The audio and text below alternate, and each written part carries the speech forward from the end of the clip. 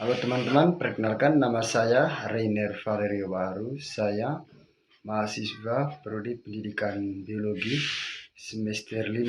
Saya kuliah di Universitas Flores. Jadi pada kesempatan kali ini saya akan menjelaskan materi tentang pernafasan, yaitu pernafasan pada paru-paru. Pernafasan pada paru-paru yang berkaitan dengan proses pertukaran gas dan oksigen yang terjadi di paru-paru. Untuk tidak memperpanjangkan waktu, saya akan memulaikannya. Jadi sebelum kita masuk ke materi utama atau penjelasan berkaitan dengan pertukaran gas itu, saya ingin menjelaskan sedikit berkaitan dengan pernapasan pada paru-paru. Jadi pernapasan pada paru-paru manusia disebut juga pernapasan paru-paru atau respirasi eksternal. Pernapasan ini merupakan proses pertukaran gas antara udara dan darah yang terjadi di dalam paru-paru, tepatnya pada bagian yang disebut alveolus. Paru-paru berfungsi sebagai alat pernapasan utama pada manusia. Di dalam paru-paru, oksigen yang dibutuhkan tubuh diambil dari udara, sedangkan karbon dioksida sebagai zat sisa yang dikeluarkan dari dalam tubuh. Atau karbon dioksida ini sendiri yaitu racun yang dikeluarkan dari dalam tubuh atau zat yang tidak dibutuhkan tubuh untuk melakukan proses metabolisme. Dengan adanya oksigen ini, jadi proses peredaran darah di dalam tubuh itu menjadi lebih bagus atau berjalan dengan lancar, sehingga proses metabolisme tubuh itu menjadi lancar. Dan yang kedua itu, zat-zat atau racun-racun yang ada di dalam saluran peredaran darah itu bisa dikeluarkan dengan melalui udara yang kotor tadi itu atau karbon dioksida. Oke, yang berikutnya itu pernapasan paru-paru manusia menggunakan alat peraga yaitu balon yang diisi di dalam toples seperti ini. Yang pertama itu ini toples. Ini sebagai rongga dada, di mana yang kita ketahui rongga dada itu memiliki ruang tersendiri yang besar di dalamnya. Yang kedua itu balon kecil, yaitu yang ini dengan yang ini, yaitu sebagai paru-paru. Yang kita ketahui bahwa paru-paru pada manusia itu terdiri dari 2 paru-paru. Terus yang ketiga itu pipa ini, yaitu sebagai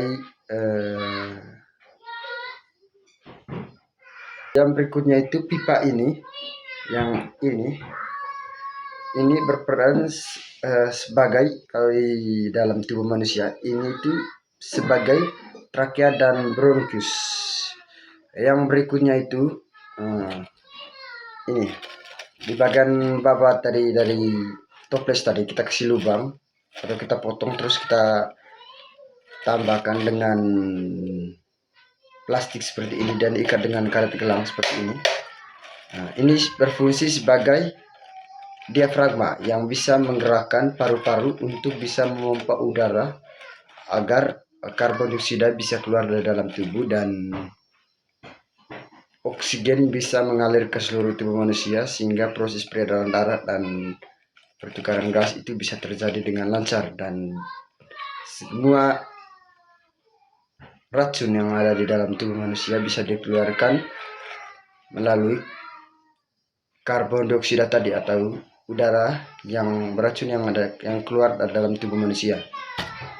Jadi yang berikutnya itu kita masukkan kedua balon ini atau sebagai paru-parunya tadi ke dalam toples yang berongga tadi, yaitu sebagai rongga dada pada manusia. Kemudian kita kancing dengan kuat.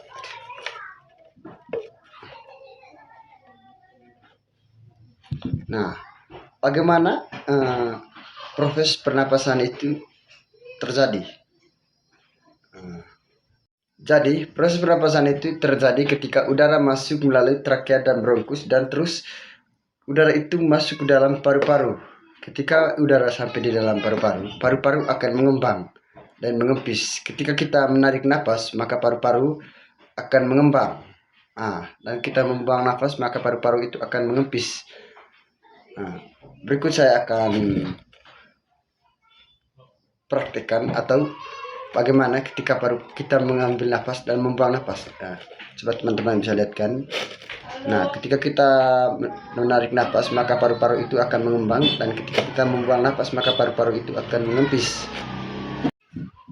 Jika tadi teman-teman kurang jelas melihat bagaimana ketika paru-paru itu mengembang saat kita menarik nafas dan mengempis saat kita membuang nafas, maka kali ini saya akan mendekatkan kameranya ke paru-paru itu sehingga kita bisa melihat bagaimana paru-paru ketika kita mengambil nafas dia mengembang dan kita membuang nafas dia mengempis.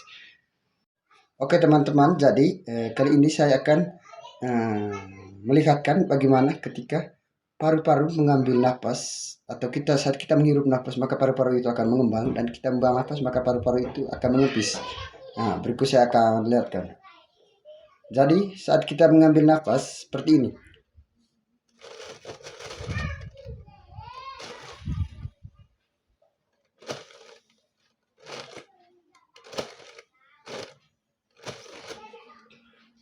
Jadi tadi pas dia mengembang itu saat kita mengambil nafas, dan ketika dia mengempis itu saat kita membuang nafas. Jadi saya kira teman-teman bisa paham dengan apa yang saya jelaskan ini. Jadi teman-teman, ketika tadi kita mengambil nafas tadi itu maka dia akan mengembang, dan kita membuang nafas maka dia akan mengempis. Mungkin teman-teman ada yang bertanya, kira-kira apa yang bisa membuat paru-paru itu mengembang dan mengempis selain udara? Jadi selain udara, paru-paru bisa mengembang dan mengempis itu berkat adanya diafragma. Jadi pada alat peraga ini, diafragma itu yang ada di bawah ini. Ketika diafragma itu ditarik, ketika otot diafragma menarik begini ke bawah begini, maka paru-paru akan mengembang, dan ketika dilepas maka paru-paru akan mengempis. Jadi otot diafragma ini sangat berperan penting dalam proses pertukaran gas atau udara yang terjadi di paru-paru. Begitupun dengan paru-paru. Ketika seorang manusia atau kita melakukan suatu aktivitas, contohnya yaitu merokok, itu yang paling penting. Ketika kita merokok, maka bagian dari paru-paru itu, yaitu ini yang saya ganti dengan balon ini, dengan ini, maka bagian dari paru-paru itu ini bisa menjadi rusak atau bahkan terluka. Jadi ketika kita terlalu sering merokok, maka paru-paru itu bisa rusak dan proses pernafasan kita itu menjadi tersendat. Dan kadangkala seorang perokok itu selalu batuk-batuk. Itu karena apa? Itu karena terlalu banyaknya kotoran atau nikotin yang ada di dalam paru-paru. Yang kedua itu selain merokok, seseorang juga bisa terinfeksi paru-parunya ketika dia tidak menggunakan masker. Jadi yang berikutnya itu ketika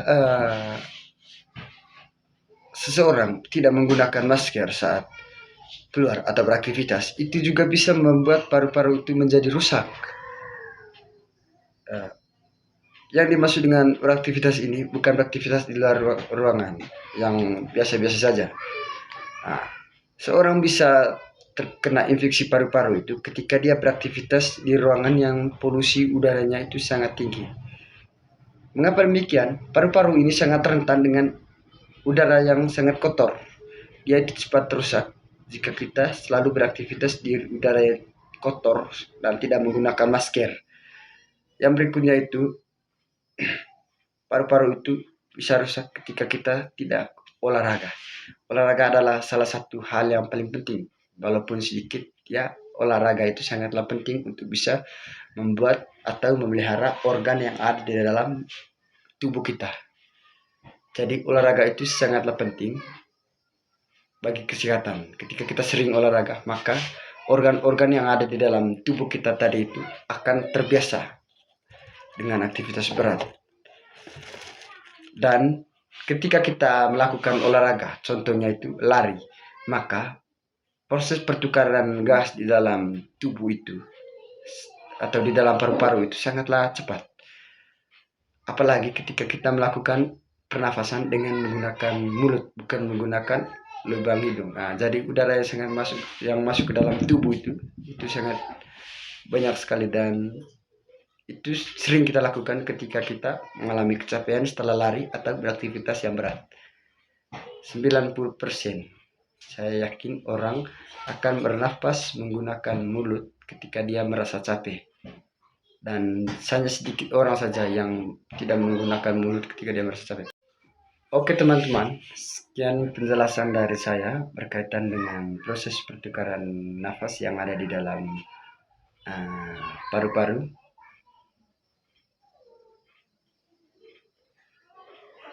Jika ada yang belum mengerti silakan komen, dan jangan lupa like, comment, and subscribe.